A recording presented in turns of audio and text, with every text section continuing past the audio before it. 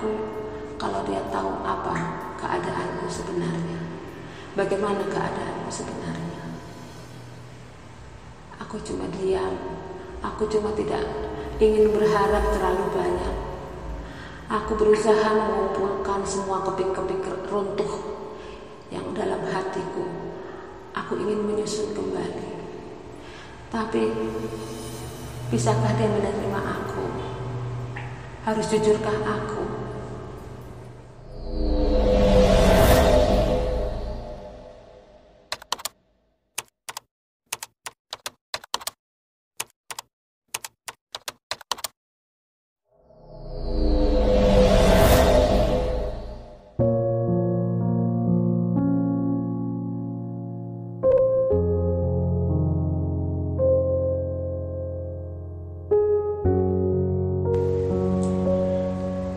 Kisah cinta kelamku di kota es.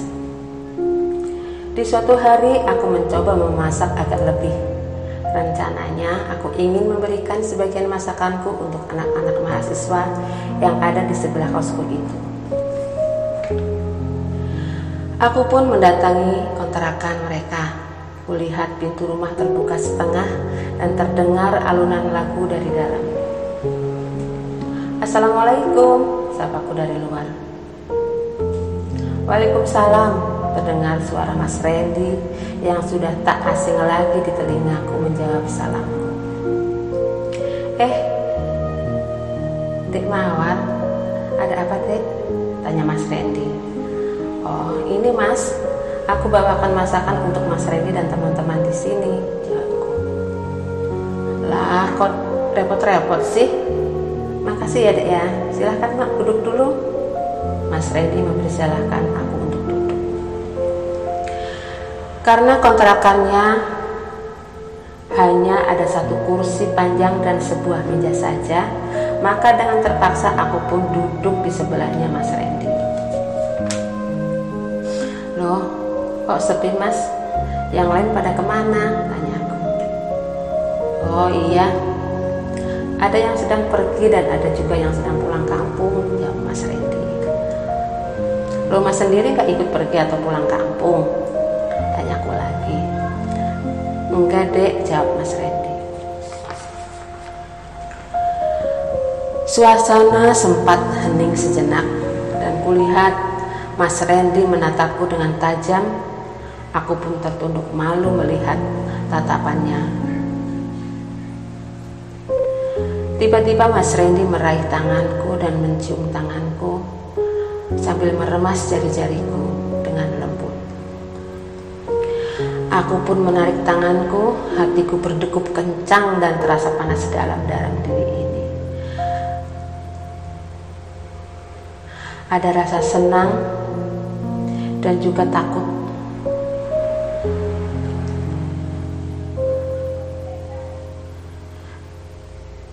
Takut untuk berbicara jujur dengan keadaanku yang sebenarnya. Aku takut Mas Randy kecewa dan pergi meninggalkan aku. Seandainya dia tahu keadaanku yang sebenar-benarnya. Jujur saja, aku sangat takut, benar-benar takut kehilangan dia. Dan apakah aku ini sedang jatuh cinta untuk yang kedua kalinya? Tiba-tiba Mas Randy memeluk pundaku dan mencium pipiku. Aku tersentak kaget dengan perlakuan Mas Randy. Dia pun berbisik merayuku dengan kata-kata manisnya. Sedangkan aku sudah tidak dapat berpikir jernih lagi. Mas Randy tetap melakukan aksinya merayu dan mencumbuku. Aku sempat menolaknya. Mas, sudahlah Mas, jangan kata aku.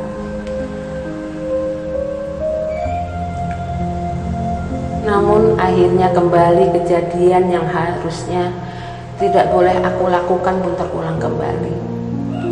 Aku sudah pasrah menerimanya jika Mas Randy kecewa. Tetapi kulihat raut wajah Mas Randy tidak tampak kekecewaannya. Mas Randy malah mencium keningku sambil berbisik, "Terima kasih sayang."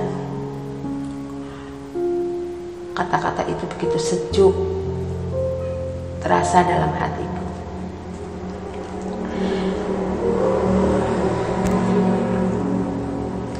Sejak kejadian itu, hubungan kami semakin dekat dan semakin akrab saja. Teman-temanku dan teman-teman Mas Randy pun mengakui bahwa kami adalah pasangan kekasih yang harmonis. Dan yang terlebih lagi membuat aku bahagia adalah Mas Randy sama sekali tidak menyinggung masalah keadaan aku, kondisi aku, sehingga aku semakin yakin suatu saat nanti kami akan dipersatukan dengan tali pernikahan yang sah.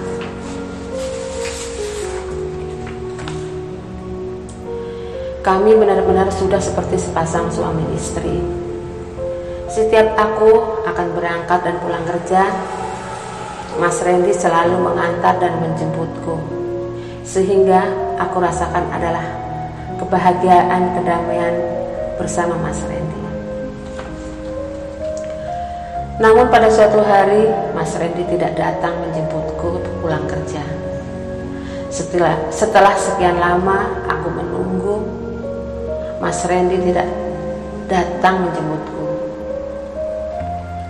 Dan aku pun memutuskan untuk pulang sendiri.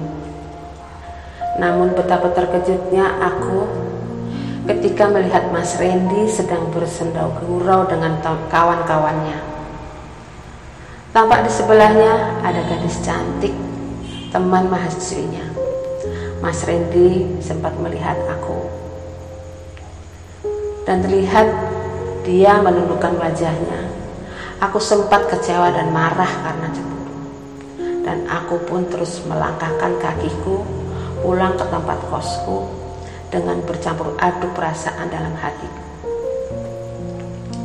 antara marah, benci, cemburu, semua berkecamuk dalam dadaku. Malamnya Mas Randy memutuskan untuk menemui aku seperti biasanya. "Hei sayang, maaf ya, aku tadi gak sempat menjemput kamu." Dan dia berkata dan meminta maaf atas kesalahannya dengan wajah yang tidak berdosa. Tetapi aku tetap diam, tidak menanggapi ucapannya. "Ada apa sih sayang?" "Maaf Mas, sudah malam. Pulang aja deh."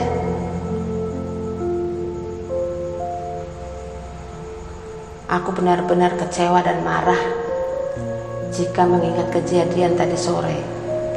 Dia lebih memilih bercengkerama dan bersendau gurau dengan teman-temannya, dan terutama dengan gadis yang ada di sebelahnya itu, sehingga dia melupakan aku. Beberapa hari kemudian, ketika aku sedang bekerja, aku melihat Mas Randy yang sedang berjalan-jalan dengan gadis tersebut. Dia pun sempat melihat keberadaanku. Kulihat di wajahnya ada rasa takut dan bersalah. Tetapi aku tidak peduli. Saat itu aku benar-benar marah, kecewa, dan sakit hati. Aku pun menangis, dan air mataku tak dapat aku bendung lagi. Terasa sesak dadaku, terasa sakit, pedih. Aku sudah beberapa kali melihat dia bersama gadis itu, sehingga aku pun memutuskan untuk mengakhiri kehidupan perjalanan cintaku dengan Mas Randy. Aku benar-benar sangat kecewa dan sakit hati. Memang aku kalah cantik dengan kekasih barunya itu. Mau kalah segalanya.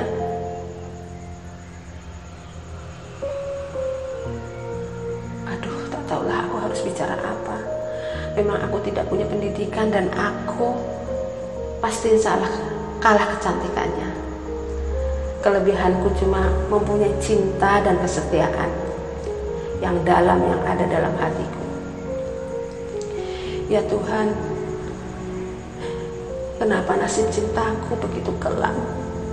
Kenapa? Apakah aku tak pantas untuk mendapatkan cinta yang sejati?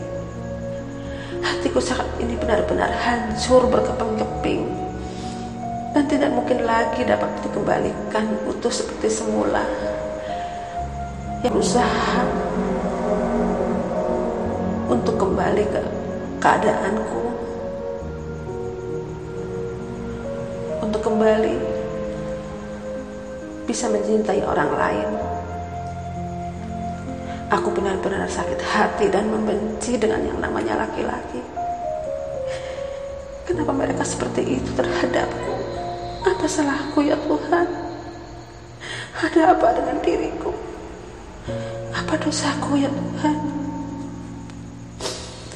Akhirnya aku putuskan untuk berhenti bekerja dan meninggalkan kota es ini.